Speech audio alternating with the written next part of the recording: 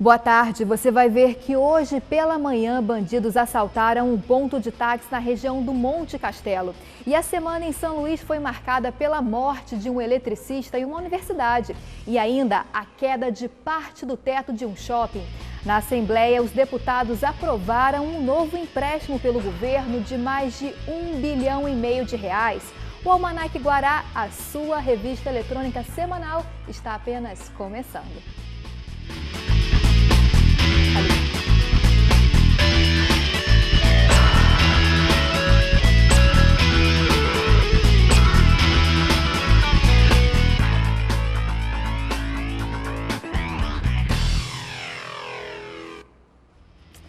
Agora pela manhã, bandidos assaltaram a sede de uma empresa de táxi. Segundo as testemunhas, 4 homens usando máscaras e armados invadiram a empresa e renderam os funcionários. Foram roubados cerca de R$10 mil.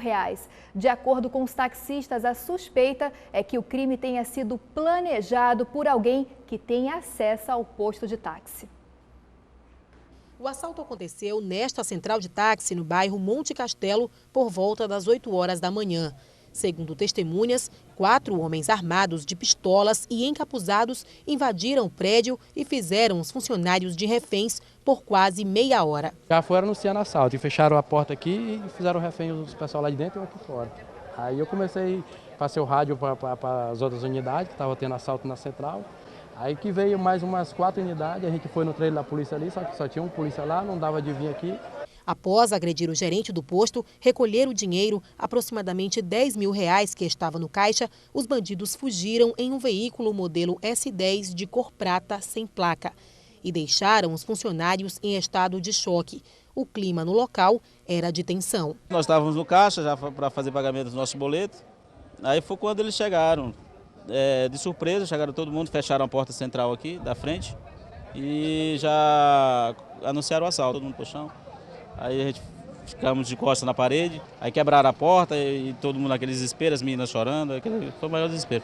A polícia chegou quase 1 hora depois e não conseguiu localizar os bandidos. Os taxistas acreditam que os assaltantes sabiam que neste sábado era o dia dos usuários da central de táxi realizarem o pagamento pelo serviço. Alguém que informou, que sabe da movimentação que tem, né? De algumas pessoas que fazem o pagamento aqui. O cofre está lá em cima, não tem dinheiro aqui, o dinheiro que tem é esse daqui, não tem, o cofre está lá para cima. Eles disseram que lá em cima não, lá em cima é só a central, é só o rádio que tem lá em cima, não tem cofre nenhum lá, bora, passa o dinheiro todinho. Então por isso dá motivo da gente imaginar que foi informações de quem conhecia, de quem sabia realmente. Traficantes de drogas presos, quadrilhas especializadas em saidinhas bancárias, hackers clonando cartões de crédito. Foi uma semana intensa de ações policiais. Na segunda-feira, a Secretaria de Segurança Pública apresentou 2 quadrilhas de assaltantes. A primeira, formada por 5 homens, envolvidos em assaltos a bancos nos estados de Minas Gerais e Bahia, foi presa no bairro do Olho d'Água. Junto com a quadrilha foram apreendidos armas, celulares, joias e explosivos. Na Operação Vila Luizão pela Paz, foram presas mais 5 pessoas, 3 homens e 2 mulheres, mãe e filha, todos suspeitos de tráfico de drogas na região. Ainda na segunda-feira foram divulgadas imagens de um assalto dentro de um ônibus. A ação foi filmada pelas câmeras de uma empresa de ônibus. 2 homens armados roubaram dinheiro do caixa e pertence dos passageiros. Só este ano, foram 40 assaltos a coletivos na Avenida Daniel de Latouche, no trecho entre a Secretaria Municipal de Trânsito e o Shopping da Ilha. Também por acusação de tráfico de drogas, 9 pessoas foram detidas em um sítio no Alto do Turu, nas proximidades do Parque Vitória. Com eles foram apreendidos 102 tabletes de maconha, armas, celulares, um carro e 2 motos. E na quinta-feira, 2 hackers foram presos por clonagem de cartão de crédito. A dupla estava em uma grande rede de supermercados. Com eles, foram encontrados 13 máquinas leitoras, celulares, um notebook e documentos de empresas. A semana em São Luís foi marcada por 2 acidentes. Em um deles, uma pessoa morreu. Na quinta-feira à tarde, um eletricista fazia a manutenção dos elevadores de uma universidade quando foi atingido por uma descarga elétrica. O Birani Rodrigues, de 26 anos, morreu na hora. No mesmo dia à noite, em um shopping da capital, parte do teto do primeiro piso desabou. Algumas pessoas ouviram o barulho antes da queda. A área foi isolada e ninguém saiu ferido. O acidente aconteceu por volta de 3 horas da tarde. Segundo informações dos próprios alunos, um homem fazia manutenção no elevador quando levou uma forte descarga elétrica. Ele morreu na mesma hora. A gente sente uma preocupação, né? Porque a gente se sente inseguro, porque a gente poderia estar qualquer uma pessoa usando o elevador. Aí, infelizmente, aconteceu, para poder eles terem algum tipo de providência. Isso aqui está no nosso andar, está na nossa faculdade. A gente está pagando para ter um pouco de segurança também, porque a gente está num ambiente que não tem nem um pouco de segurança. Não pode.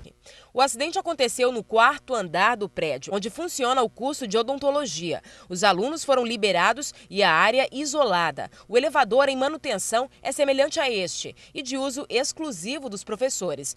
Quase 3 horas após o fato e o corpo ainda não havia sido removido, devido à dificuldade de acesso à vítima. Não foi permitida a entrada da imprensa na universidade, mas com imagens feitas por celular, registramos a movimentação da polícia e o momento em que os legistas subiram para a retirada do corpo para o IML. De acordo com testemunhas, houve um grande barulho e rachaduras no teto. O local foi isolado para em seguida vir abaixo.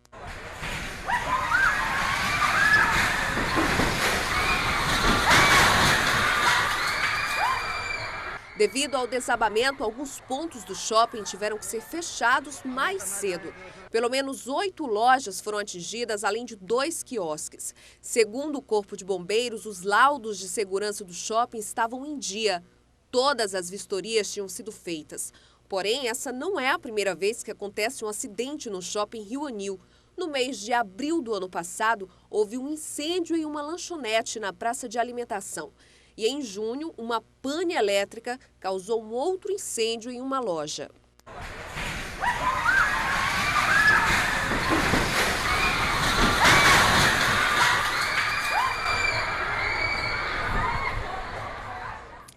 E um trem da companhia Vale descarrilhou na madrugada de ontem. Ao todo, 11 vagões estão interrompendo um trecho da ferrovia.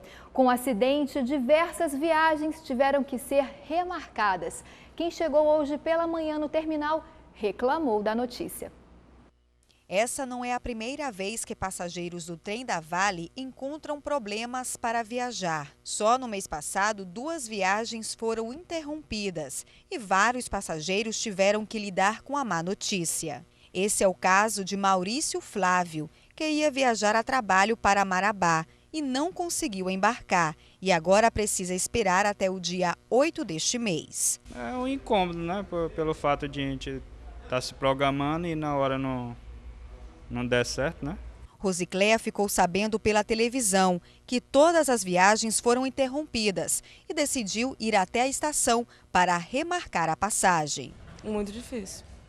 Na quinta-feira eu vim comprar a passagem, vender a passagem, eu fui embarcar, não consegui embarcar, voltei para casa. Com o problema do descarrilamento dos 11 vagões do trem no município de Buriticupu, a estação ficou vazia e a ausência de informação sobre o próximo embarque irritou algumas pessoas. Messias Pereira foi deixar o irmão no embarque e recebeu a notícia que todas as viagens foram suspensas. É um constrangimento e até uma falta de respeito também com a população, né? Porque ele estava com a viagem marcada, aí já prejudicou ele também, com certeza, né? Não?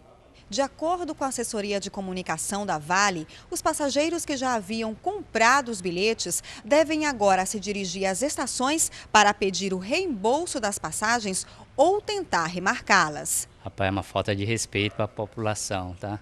Que a Vale há muito tempo trabalha com esse transporte, não tem uma alternativa. E todo tempo acontecendo acidente. E no próximo bloco a gente volta com o balanço das atividades políticas desta semana.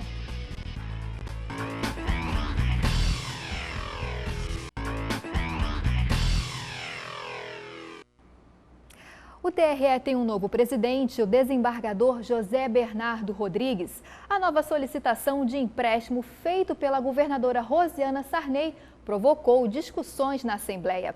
O resumo da política é com o repórter Joelson Braga. Olá, Ana Tereza, bom dia. Dois momentos marcaram a cena política do Estado esta semana. Primeiro, a confirmação do desembargador José Bernardo para o cargo de presidente do TRE. Depois, o primeiro grande embate político na Assembleia Legislativa. De um lado, deputados oposicionistas, do outro, aliados do governo, na aprovação do empréstimo de R$1,5 bilhão. Vamos ver como isso aconteceu. O corregedor Bernardo Rodrigues foi aclamado pela Corte Eleitoral como novo presidente do Tribunal Regional Eleitoral do Estado. Ele é membro efetivo do TRE desde dezembro de 2011. O novo presidente tem pela frente a missão de iniciar a organização para as eleições de 2014. O maior desafio do novo presidente será conscientizar os eleitores para o recadastramento biométrico. Nós temos que começar a implantar aí o sistema biométrico no Maranhão inteiro. Então, não podemos falhar agora, temos que ir em frente, temos que chegar no final de tudo aí com a realização desse recadastramento. Já na Assembleia, por quase 3 horas, entre discursos acalorados contra e a favor, o projeto de lei de autoria do governo do Estado, que autoriza a contratação de operação de crédito no valor de R$1,5 bilhão, foi aprovado por maioria absoluta dos deputados. A oposição usou todas as armas para barrar a aprovação. Mas quando o presidente Arnaldo Melo colocou em votação a matéria e pediu que os deputados que fossem a favor se levantassem, dos 32 presentes, apenas 5 permaneceram sentados. Ela está pagando uma dívida que ela pagava 16% de juros para contrair uma dívida a 6%. Ela está pegando esse recurso a 6% para pagar uma dívida de 16%. Então, existe no final do levantamento que a oposição tem conhecimento, mas não fala, é que haverá uma redução dessa dívida em quase 250 milhões para os cofres do Estado. Durante a sessão, foi dito que o Executivo Estadual vai iniciar o governo itinerante. Outra notícia que ronda os bastidores da casa é que parte do dinheiro será utilizada na recuperação de estradas, o que para muitos é sinal de que Rosiana Sarney tenta fortalecer o candidato do governo para as próximas eleições. Na verdade, o governo erra quando pensa em eleição. Ele tinha que pensar em administrar para o povo, efetivamente fazer funcionar os serviços públicos. Toda vez que o governo pensa em eleição, o povo sai perdendo. Esse foi só o primeiro embate político aqui na casa. Lembrando que em 2014 teremos eleições para governo do Estado. E os debates políticos na Assembleia devem se acirrar ainda mais. No início de 2012, o governo anunciou um plano para acabar com os problemas de falta d'água na região metropolitana de São Luís. A saída foi a construção de 60 poços artesianos nas áreas mais críticas em 180 dias. Um ano depois, os moradores reclamam que nada foi feito. A falta d'água é um problema crônico na capital maranhense. Em grande parte da cidade, as casas recebem água em forma de rodízio. Um dia sim, outro não. Priscila mora há 22 anos no bairro Vila Nova, localizado na área Itaquibacanga, região que sofre com a falta de água. Há 4 anos, ela resolveu montar um salão de beleza, contando que o problema seria resolvido, o que até agora não aconteceu. Fica bastante complicado, porque a gente para de trabalhar, perde cliente, perde dinheiro, né? Eu trabalho aqui em casa há 4 anos e eu já moro aqui há 29 anos. Sempre foi desse jeito. Um dos motivos para a falta d'água são os frequentes rompimentos da adutora do sistema Italuís, que fornece água para os bairros da capital. Hoje, a tubulação apresenta desgastes devido ao tempo. O sistema foi construído em 1982, com prazo de 20 anos de funcionamento. Para tentar amenizar o problema, em 10 de janeiro de 2012, a governadora do Maranhão, Rosiana Sarney, assinou o decreto de número 27.997, instituindo situação de emergência no abastecimento de água da capital. Por meio do documento, seriam adotadas medidas emergenciais. A primeira seria a construção de 60 poços artesianos em locais estratégicos da cidade. Os poços deveriam ter sido construídos em 24 bairros da capital maranhense. Só a área Itaquibacanga deveria ter sido beneficiada com 12 poços. Mas um ano após a assinatura do decreto e o anúncio da medida, os poços não foram construídos e nem mesmo os que já existem são utilizados. O anúncio foi feito pelo secretário estadual Ricardo Murá no dia 13 de janeiro de 2012, afirmando que as obras deveriam ser iniciadas imediatamente, tendo o custo de 60 milhões e o prazo para a conclusão de 180 dias. No bairro Sol Nascente, a estrutura até foi montada, mas não pelo governo, por um político em época de campanha. O governo do estado prometeu 12 postos para a área de Itaquibacanga. As informações que a gente tem é que desses 12 postos, nenhum foi perfurado até agora. Na Vila Mauro Fecuri 1, os moradores também enfrentam uma situação nada fácil. O poço prometido nunca foi perfurado e essa caixa d'água que deveria abastecer o bairro está vazia. Está difícil. Na Vila Maranhão, zona rural de São Luís, a caixa d'água também está vazia. A Caima perfurou aqui 2 poços aqui e não está tendo condição de manter nenhum que ela tem aqui. Alguns cavam seus próprios poços. Isso é uma calamidade. Aqui nós tivemos que fazer um poço, nós, eu falo, e outras pessoas, gastando dinheiro, tirando do nosso outros compromissos para poder não ficar sem o líquido sagrado. Segundo o líder comunitário, na Vila Tiradentes, a comunidade até doou um terreno para a perfuração de um poço. Dona Maria, de 68 anos, mora com o marido, seu Afonso, de 85 anos, e o filho que possui uma deficiência que limita os movimentos. A necessidade por água é constante. O jeito é Dona Maria fazer o esforço. Tem muitas vezes que a gente levanta às 5 horas da manhã para poder arranjar a água. Só quem vive o dilema é que sabe o quanto ele é doloroso. Sem água não existe vida.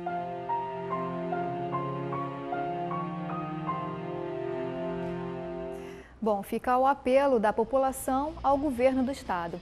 A Secretaria de Saúde foi informada sobre as denúncias dos moradores e não enviou nenhuma resposta sobre essa reportagem que você acabou de ver. Bom, os poços, segundo a Secretaria, ainda não foram construídos, né? No próximo bloco a gente volta para falar sobre esporte, já já.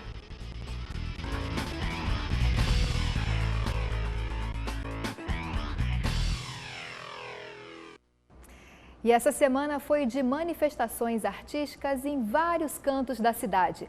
Grafite, desenhos, pinturas, fotografias, teatro e música fizeram parte do primeiro Festival de Arte Contemporânea da UFMA. Com o tema O Corpo e Seu Universo, o público participou de uma vasta programação, com exposições, 9 oficinas, apresentações teatrais e palestras. No esporte, hoje vamos falar de velocidade e a gente traz uma matéria com um piloto que coleciona títulos em competições de rally. E ele também está acelerando no Campeonato Maranhense de Enduro, que começou ontem na cidade de Caxias. Para conquistar a vitória, o campeão do Rally Piocerá deste ano, o maranhense Paulo Mussalem, teve que superar trilhas de areia e cheias de pedras, percorrendo mais de 1.000 quilômetros entre os estados do Piauí e Ceará, em uma prova difícil de mais de 10 horas por dia, onde a preparação física foi fundamental. Essa edição do Rally Piocerá, ela teve a participação de pilotos de 25 estados da federação, ou seja, e ela foi válida pelo Campeonato Brasileiro também. A gente se preparou o ano inteiro para começar o ano participando do Piocerá e tentando brigar lá de igual para igual. Cheio de expectativas com o bicampeonato no Piocerá, agora Paulo se prepara para mais um desafio, o Enduro do Leste, na cidade de Caxias, interior do estado, onde o maranhense vai em busca do tricampeonato na disputa. O projeto é permanecer correndo o campeonato maranhense, a gente corre também o campeonato piauiense e correr algumas etapas do campeonato paraense. Então os estados vizinhos a gente vai visitar para também fazer uma boa prova e continuar a preparação.